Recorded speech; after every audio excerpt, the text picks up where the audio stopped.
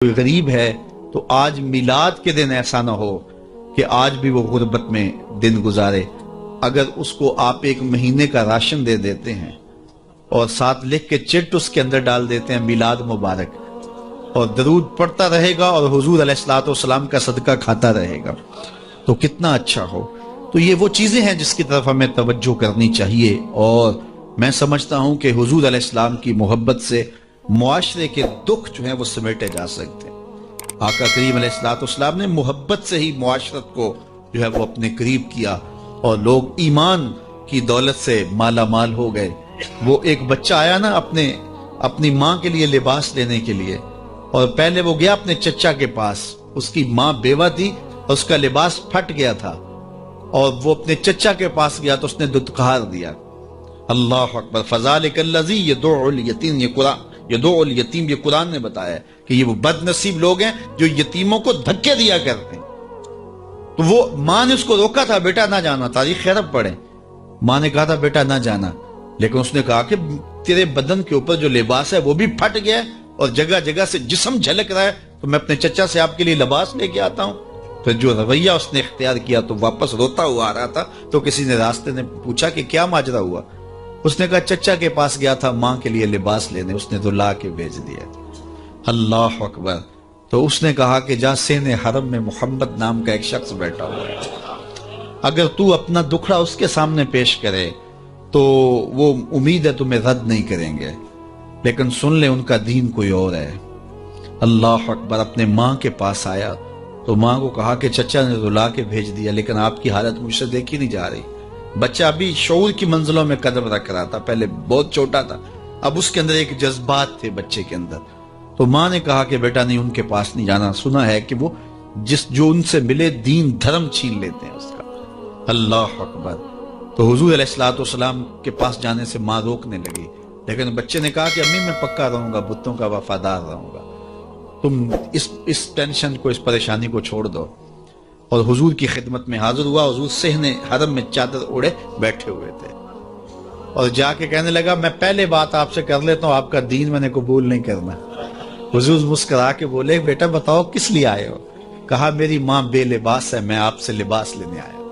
حضور نے چادر رحمت اتار کے اس کے کندھوں پہ ڈالی. اللہ اکبر.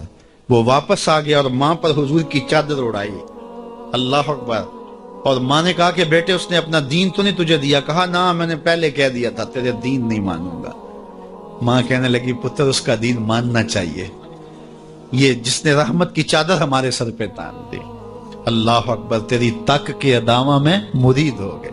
اس بوڑھی عورت کا قصہ بھی آپ نہیں بھول سکتے، جو گھر کا سامان باندھ کے اپنے دروازے پہ بیٹھی ہوئی تھی، اور اس نے سنا تھا مکے میں ایک جادوگر آیا ہے جسے ملتا ہے اس کا دین چھین لیتا ہے.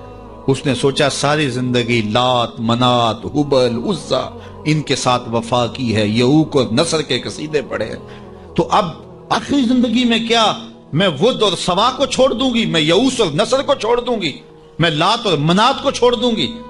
کہا کہ کہیں ایسا نہ ہو کہ کہیں اس سے ملاقات ہو جائے اور وہ دین ہی میرا چھین لے، مجھے شہر چھوڑ دینا چاہیے.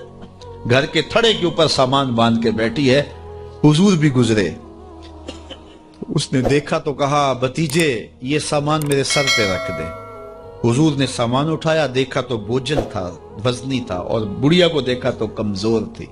تو کہا کہ بڑھیا اگر چاہو تو جہاں چاہتی ہو، میں خود نہ چھوڑا. اس نے کہا اس سے بڑی مہربانی کیا ہوگی، میں تو لا ولد ہوں، میری تو اولاد نہیں ہے، تو میں شہر چھوڑ کے جا رہی ہوں. راستے میں حضور نے سامان اٹھایا ہوا ہے اور بڑھیا سے باتیں بھی کرتے جا رہے ہیں.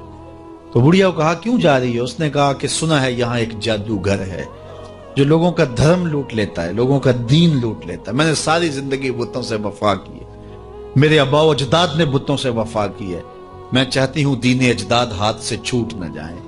آخر اس شہر میں رہتی ہوں، کہیں مل نہ جائے، تو میں چاہتی ہوں کہ میں شہر چھوڑ جاؤں. زندگی کی چند سانسیں باقی ہیں، میں وفا کے ساتھ تو گزاروں. غالب نے کہا تھا نا وفاداری بشرط استواری اصل ایمان ہے.